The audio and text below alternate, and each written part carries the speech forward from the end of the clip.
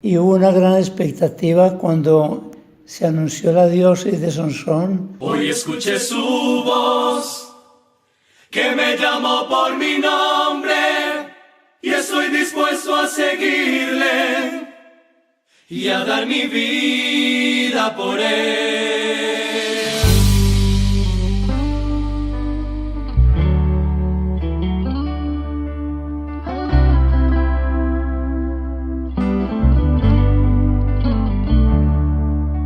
El oriente antioqueño se ha distinguido mucho en Colombia y en toda Antioquia. Y si lo pudiéramos ubicar no solamente, sino en sus nacimientos. Prácticamente el oriente fueron dos parroquias que pertenecieron primero a Popayán, después a ya cuando se fueron creando la diócesis de Antioquia, luego la arquidiócesis de Medellín.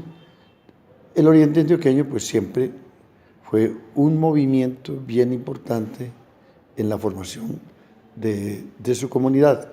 La gente ha sido muy religiosa, toda esta gente. Ha habido de todo, gente buena y gente mala, de todo, como en toda parte. Pero muy religiosos, sobre todo han buscado mucho a los sacerdotes, lo han respetado y han buscado mucho al Señor en el sagrario, adorarlo y estar en las santas Eucaristías. Las parroquias tenían mucho entusiasmo y hay que decir la verdad. El oriente antioqueño en algún tiempo fue el que surtió a la arquidiócesis de presbíteros y algunos muy importantes. Con decirle que como rectores del seminario de Medellín, 4 eran marinillos. Y así mucho clero era del oriente antioqueño que surtía a la arquidiócesis. Vino la dictadura de Rojas Pinilla, pero era un domingo ese día, el 13 de junio de 1953, cuando dijeron, no, ya son los militares los que mandan en Colombia.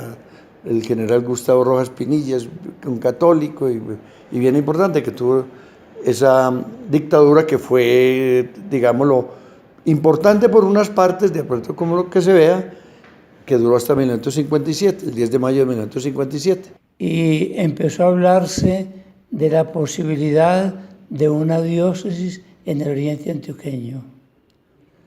Cuando le pidieron al arzobispo de Medellín, Monseñor Caicedo, que si era posible crear una diócesis en este oriente antioqueño, él respondió, en el oriente no hay mitras para obispos. Sin embargo, llegó Monseñor García Benítez, le pidieron y aceptó. Y en tiempo de él resultó la creación de la diócesis de Sonsón. Estando estudiando en el seminario,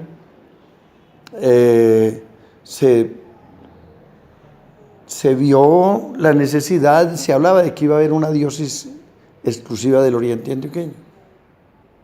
Eso uno como seminarista no alcanzaba a comprender todavía qué significaba estar uno en una diócesis iniciada, pobre, campesina, con limitaciones de muchas cosas, porque los pueblitos eran todavía aislados, no tenían buena comunicación. Estaba cuando eso en Cocordá. Me habían mandado, yo estaba en Titiribí, por eso era la arquidiócesis, todo era la misma arquidiócesis. Estaba en Titiribí y allá me mandaron para Cocordá. Yo era seminarista, pero ya avanzado en teología. Okay. Y hubo una gran expectativa cuando se anunció la diócesis de Sonsón. ¿Qué sería la suerte de los seminaristas? Unos decían que por origen, otros que por domicilio, y esperaban que llegara la bula que definía quiénes quedaríamos en esta nueva diócesis. La bula se leyó en Sonsón el día de la elección de la diócesis, y con gran expectativa escuchamos que eran en esta diócesis los sacerdotes que estén trabajando actualmente en las siguientes parroquias, y dieron la lista de las parroquias que iban a integrar la nueva diócesis. Y también los seminaristas que tengan domicilio, no por origen, domicilio en pueblos de esta diócesis.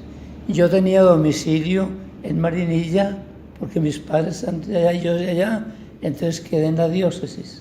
Simplemente que me dejaron en Jojorná, que era ya la arquidiócesis, que era de la arquidiócesis, entonces la diócesis de Sonsón Río Negro. A dos sacerdotes, me acuerdo yo, o ese otro compañero que era el párroco de Jojorná, también lo mandaron, estaba en Medellín, en el Sagrario, la parroquia del Sagrario, y lo mandamos para Jojorná. Y a mí me mandaban de Testiví para allá también. Era una parroquia fuerte, Jojorná en ese entonces. Luego que a veces hay que atender también a veces a Francisco. Y esas confesiones eran tremendas. En Medellín se burlaban de nosotros los compañeros.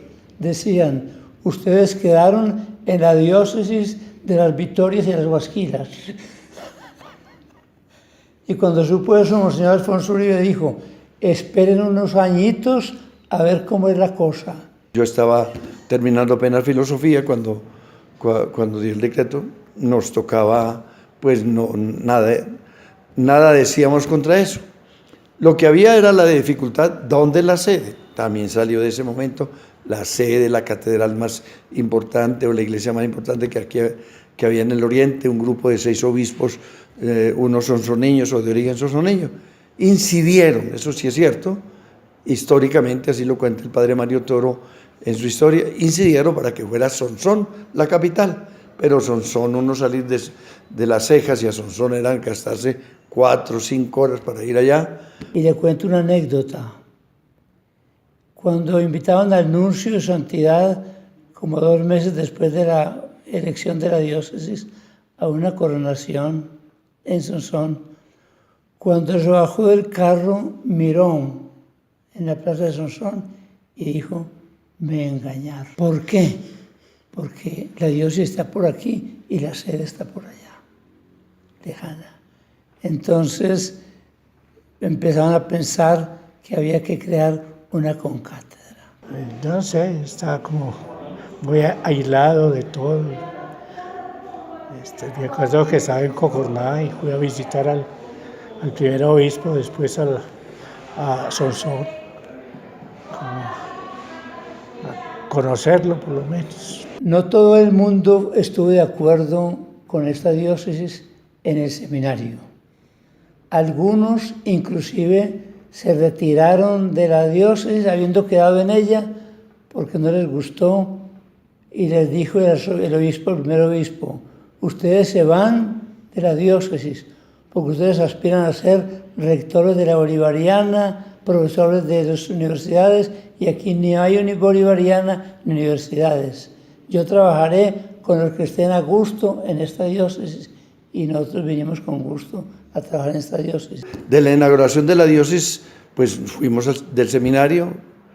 ¿Qué me acuerdo más de eso? El mismo día de la inauguración de la diócesis, todas las parroquias estuvieron, nosotros seminaristas también.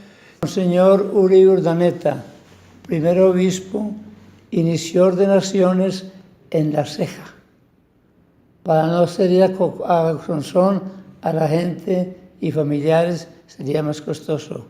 Yo fui ordenado en La Ceja por Monseñor Alberto Uribe Urdaneta, y el primer nombramiento que hizo Monseñor Uribe Urdaneta fue nombrar su vicario general en la persona de Alfonso Uribe Jaramillo, porque Alfonso Uribe Jaramillo le iban a sacar de acá antes de la creación de la diócesis, cuando ya estaba el run de que iba a haber una diócesis. Empezó a hablar, a pensar a sacarlo, el arzobispo de Medellín, y supo el nuncio y lo llamó y le dijo, usted que es el cura de Sonsón, no se me mueva de Sonsón, para que sea un elemento colaborador del nuevo obispo Alberto Uribe Urdaneta. y ya Monseñor, me lo contó él mismo a mí, tenía la maleta empacada para irse como párroco de la Catedral de Pereira.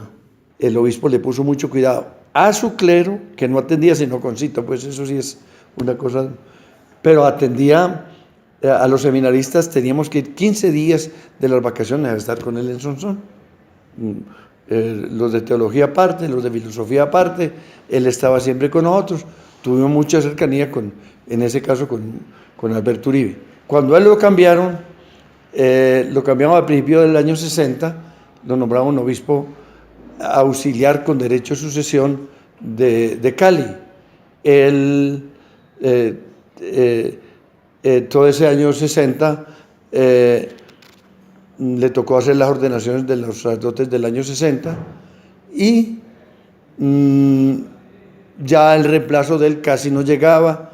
El segundo obispo fue Monseñor Alfredo Rubio Díaz, es el que me ordenó a mí, el grupo, estuvo aquí hasta el 68, él empezó para Semana Santa del año 61, y Monseñor Alfredo Rubio Díaz no teníamos como un conocimiento de él, tal vez un poco pesado por ser bogotano,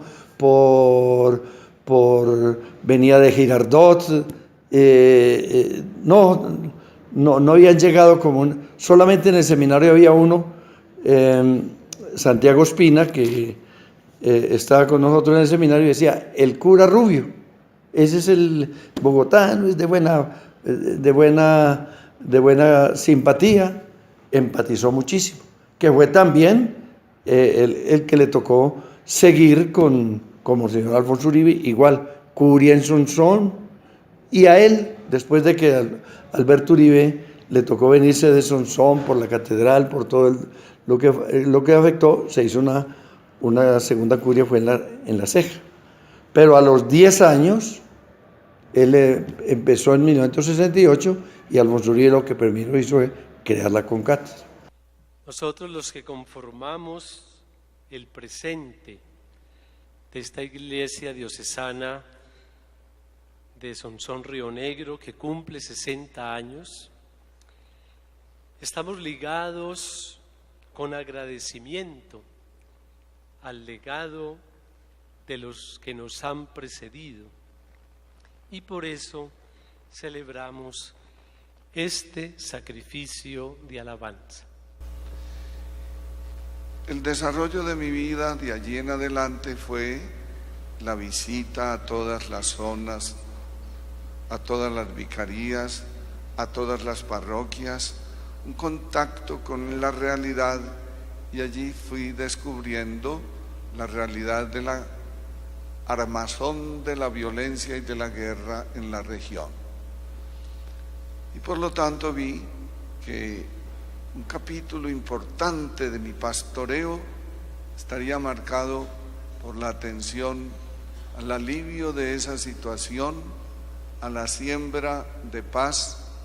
Nacieron sembradores de paz entre los niños, y al cultivo de la paz, al contacto con las instituciones civiles y gubernamentales. Al llegar, yo me encontré con este pueblo cristiano que había que acompañar en la fe, con este presbiterio numeroso y bueno que había que presidir en la caridad apostólica, en la caridad pastoral, para que pudiera realizar su misión. Y vi dos grandes trabajos.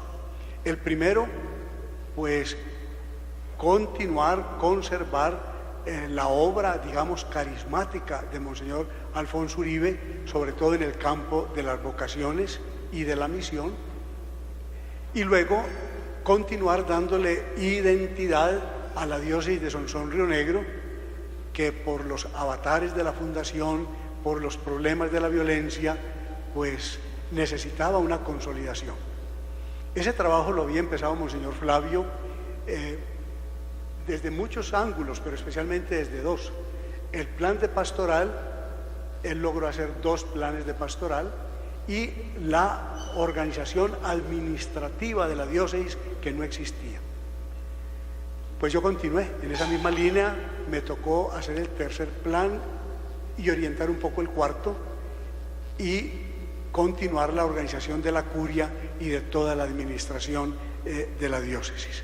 Quisiera recordar ya brevemente que nosotros tenemos otros tesoros, y también lo he insistido muchas veces: nuestra gente, nuestro querido pueblo creyente, nuestras comunidades, ricos en humanidad, ricos en fe en Dios, ricos en vida cristiana diaria. Ese también es nuestro tesoro.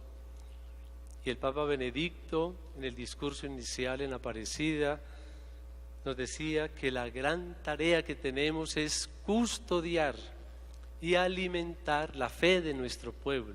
Hoy escuché su voz, que me llamó por mi nombre, y estoy dispuesto a seguirle y a dar mi vida por él.